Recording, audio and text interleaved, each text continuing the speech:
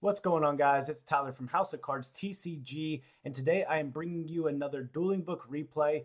This is with my recent Dragonlink deck that I just posted the profile video with, and as well posted a combo tutorial, so you can go check that out in the past videos. Speaking of, I'm just going to go to it. 1.36, 1,360 subscribers. We really appreciate that. You can see my Dragonlink profile, as well as I wanted to show you something on the channel. If you want to wear, you can go to playlists and you can see all of our different things, which is dueling book duels, no ban list tournament we hosted, PSA submissions, market talk, duel. This is live duels, deck profiles, and then we have our openings. So you can go to our playlist and you can check out any of our past profiles and duels, as well as I'd like to shout out that this tournament is hosted by Dragonrider's game online Yu-Gi-Oh tournaments. You can catch them right here.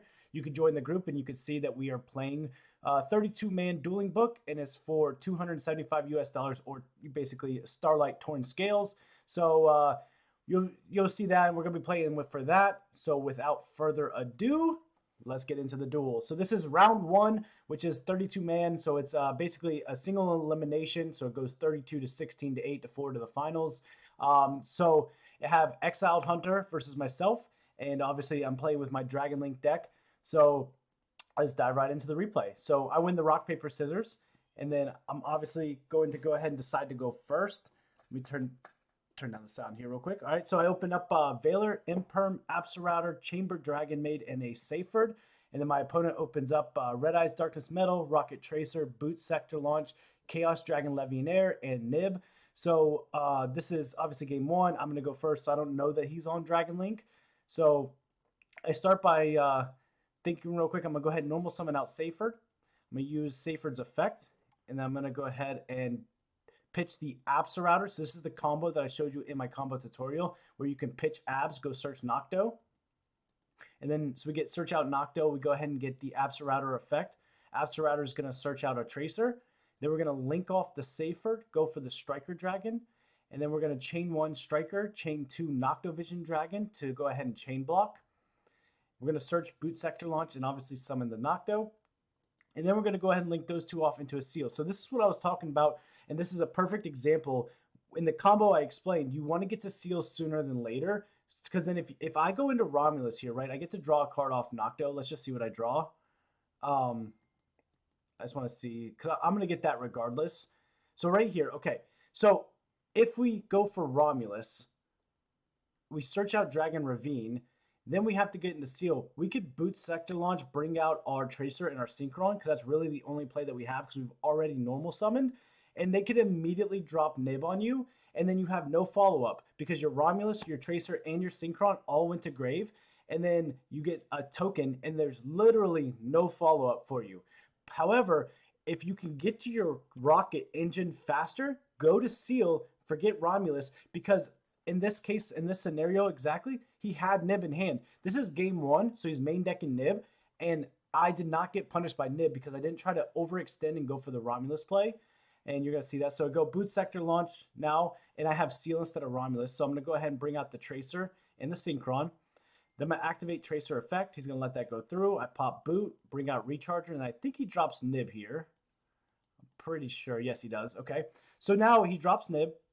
He tributes my board, gives me the token, and then I activate the seal effect, obviously.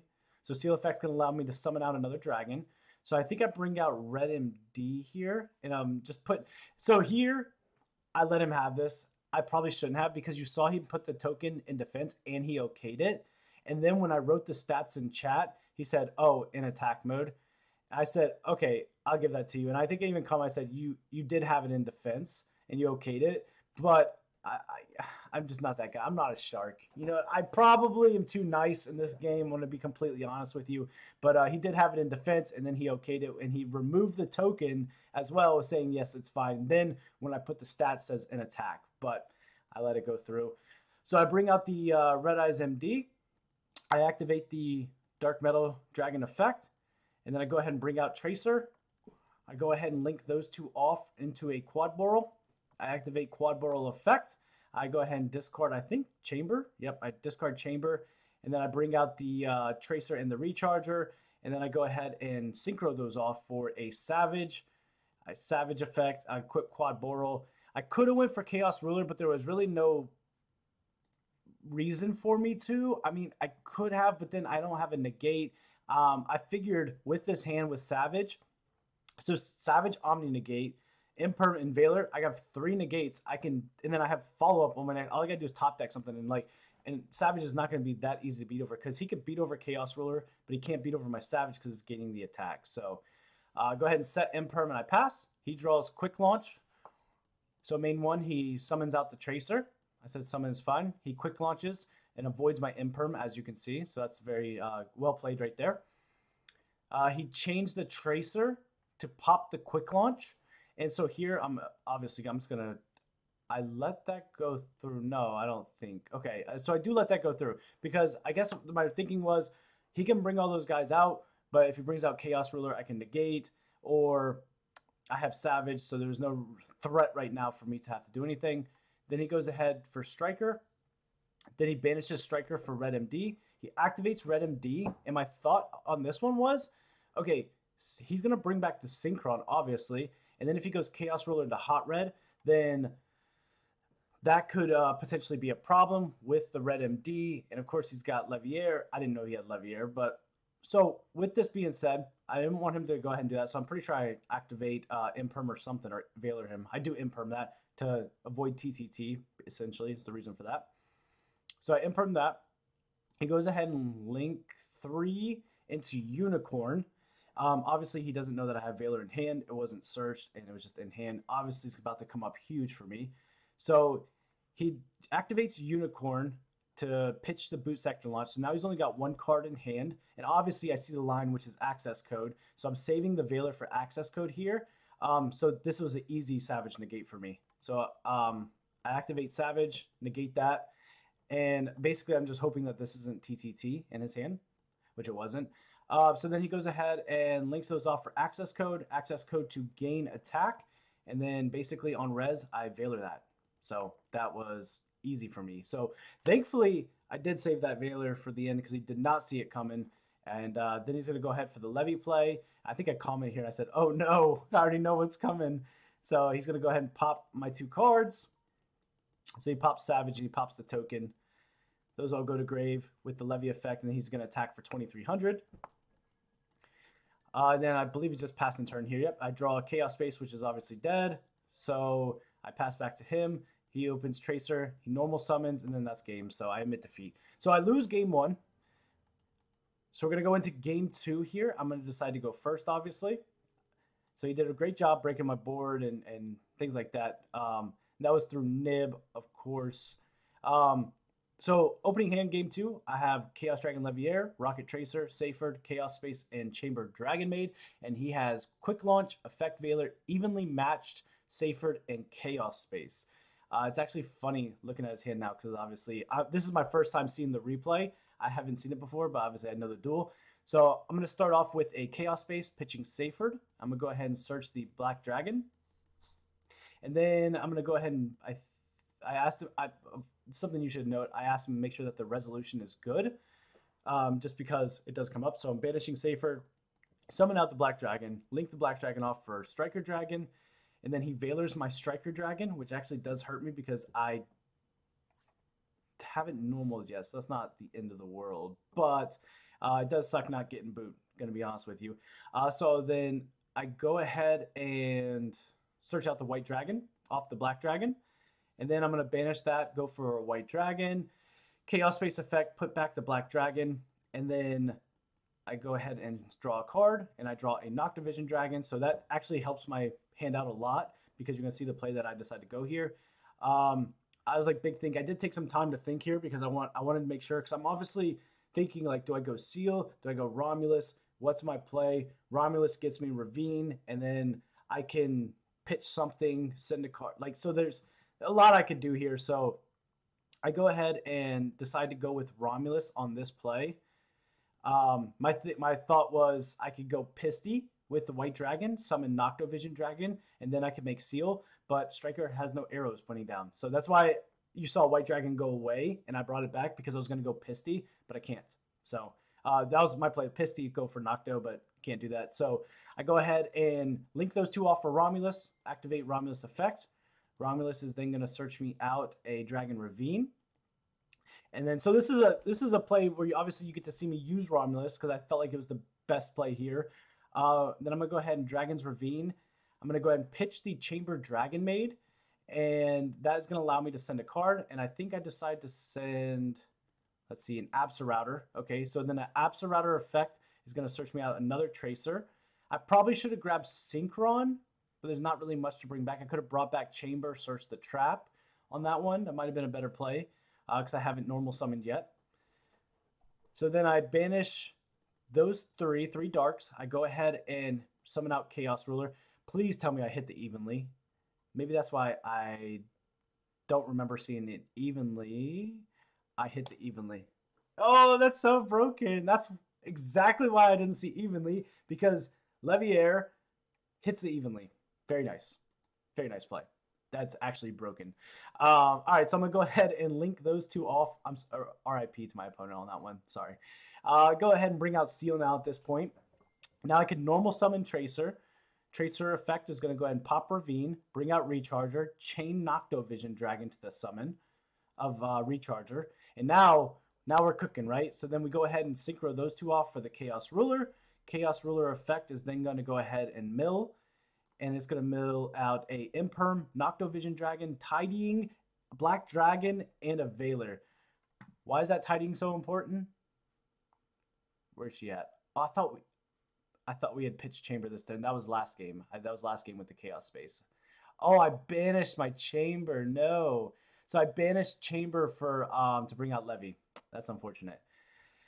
So I grab a Veiler, which is obviously an interruption. So, and I said, dang, never search black. So I did misplay there where I never searched Black Dragon when I linked off White Dragon. And I ended up milling it. So I was like, oof. And I'm going to go ahead and link those two off for IP. Noctovision Dragon is going to allow me to draw another card.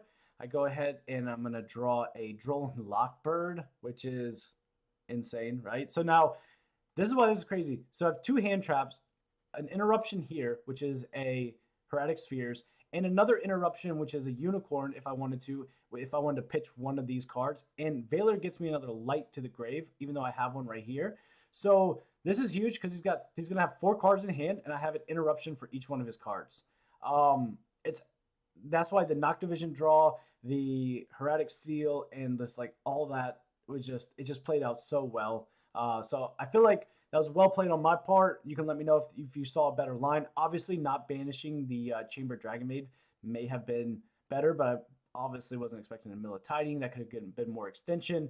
And then searching a Synchron, that would have been really good too. So definitely see where I could have optimized that play. But I definitely put up the board that I needed to, at least with the interruptions. So he top decks Nib, and that's the best 6 card you could ever have. He's going to go ahead and Chaos Space, send Safer. I let that go through. Obviously, nothing I can do there. He grabs Black Dragon. And then I'm going to go ahead and drop Droll on the Resolution. So thinking now on, I guess he can't res chain quick launch. Let me know what you think about that. If on the res, if you can activate quick launch as priority on the res, and that could have prevented me from dropping Droll because I wouldn't have been able to. So that's definitely a play. If you probably wasn't expecting Droll there, but on the res, activate quick launch since it's a quick play, and then I can't drop Droll there. So that's just some thinking right there. So then he goes ahead and he banishes the Veiler, summons out the Black Dragon, and he's going to go into the battle phase.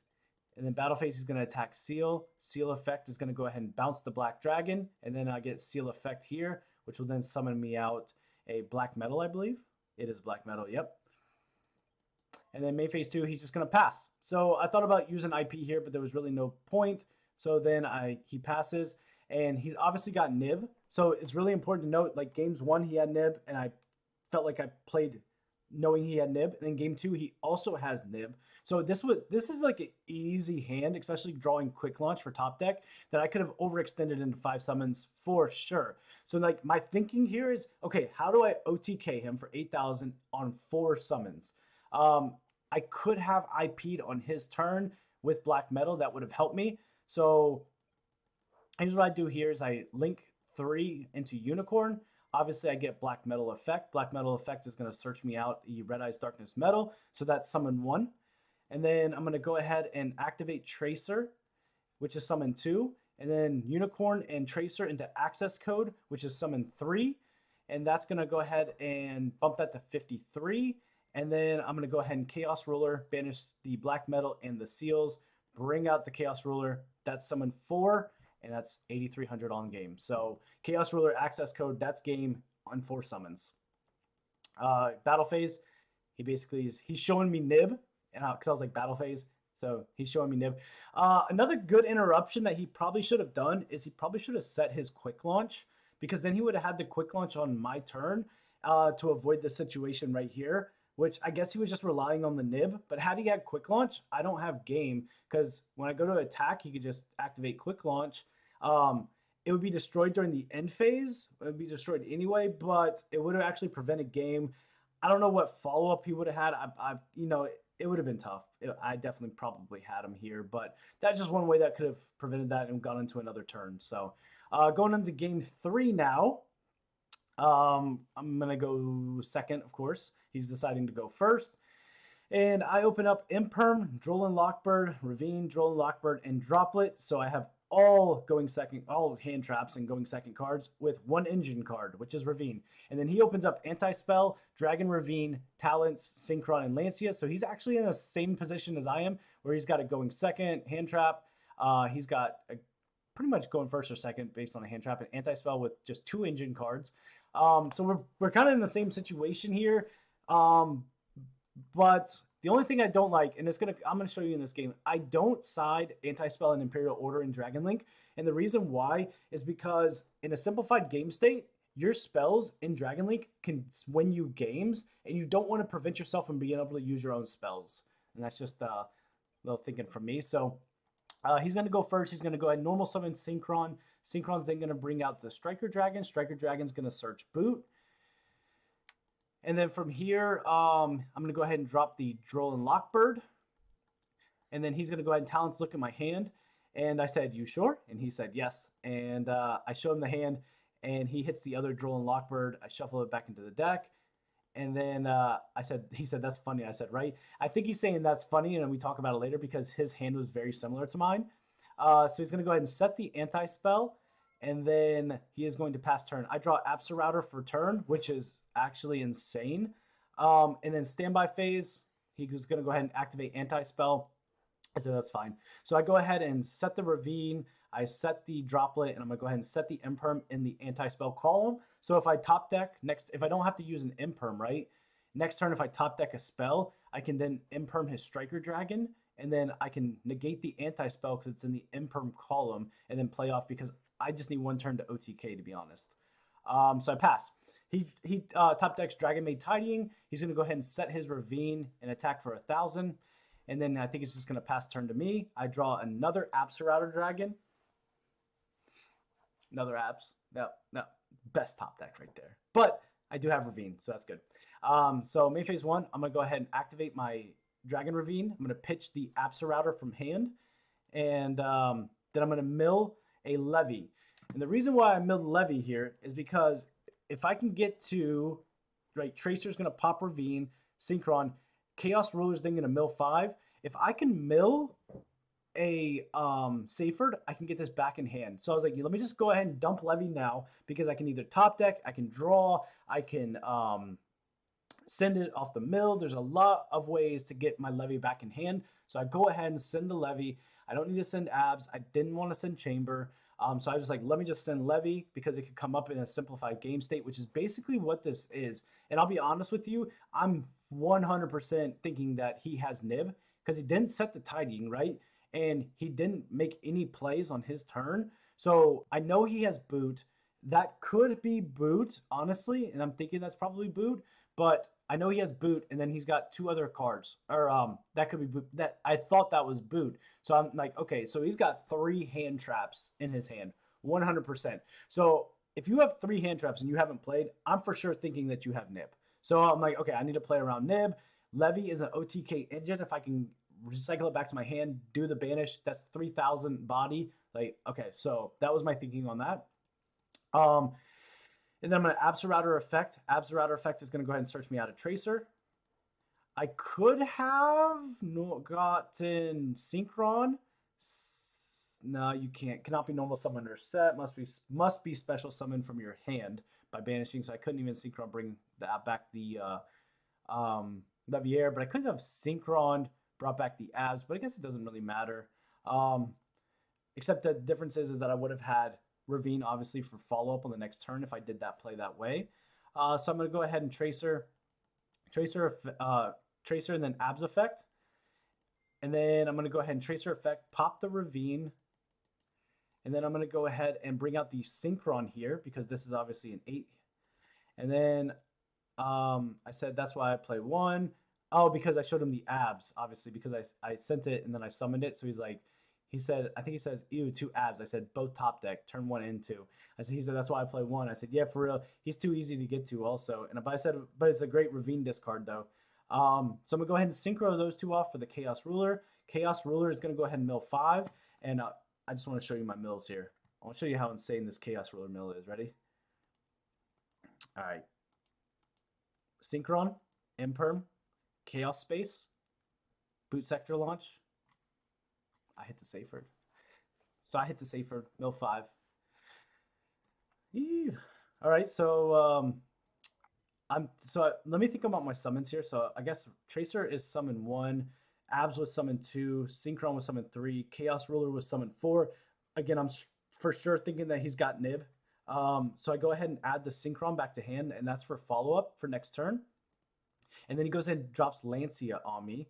So I said, our hands were very similar, I see, is what I say. He said, yep, battle phase. Because I'm just thinking I just need to get damage as well as get Striker off the field because he's got, if that's his Boot Sector launch, he could summon whatever he wants here. And I'm, of course, got Droplet and Imperm as interruptions. And if Chaos Ruler gets beaten over, I can bring it back as well as I have the Saferd for Levy add. So battle phase, I go ahead and hit into Striker. He takes 600 and 3,000, dropping him to 44. And then main phase 2, I think I just leave Saferd in grave. And the reason why I didn't go ahead and shotgun Saferd, one, I'm under Lancia, that too. But again, if this card right here gets sent to the grave, I can bring it back easily because I have a light. And that was my only light in the grave, but also Lancia. So he goes ahead and reveals the Dragon Ravine. I think he goes ahead and pitches the Tidying. And then he's going to send the Chamber. And then he's going to go ahead and activate the Tidying effect and bring out the Chamber. And so my thought here was, okay, if he's got Ravine, that means Boots in hand. And I think I said, yes, Boot in hand, right? And he said, that's all I know. And he said, yes. So he top decked the Quick Launch, which is dead, again, under his own anti-spell. And that's the reason why I don't like that anti-spell Imperial Order in the side deck. Is because this would have won him this game, honestly. I mean, it would have been back and forth for sure, but this could have got him a lot farther. So I know Boot, I don't know this card, but I do have Interruptions, which is 2 interruptions. So if I can stop this card or whatever this summons out or extension. So my thought was this is a great opportunity to just go ahead and Droplet. I did not want to use Imperm, and the reason why I chose not to use Imperm on this was I didn't want to negate the anti-spell, because that would negate that, and that would have made both his cards in hand live. I knew he had Boot, and that's why I did not decide to use Imperm, because I did not want to negate the anti-spell. So I said I got to think here. So I go ahead and Droplet, send my Tracer to negate that, and then I think he attempts Quick Launch here, and I said, no, you can't do that. So he sets it, and he just emits defeat. Unfortunate for him, because obviously next turn I have Saferd. That would have been game. I would have popped, and then I had Synchron. But I, for sure, when he showed the Quick Launch, because he had Tidying, so the Tidying was my key to like, okay, he did not have Nib. I thought for sure he had Nib, but that is the round of 32, and it looks like Dragon Link. My Dragon Link is headed on to the round of 16, so I'll have that replay up for you tomorrow. Hopefully I can get my round 8 matchup in. Oh, I just gave it away. But anyway, stay tuned for the round 16 match. And this was for the round of 32 Dragonriders games. Go check them out on Facebook. I'll leave the description and the link below. And make sure to like and subscribe to the channel. And this has been Tyler with House of Cards TCG signing out.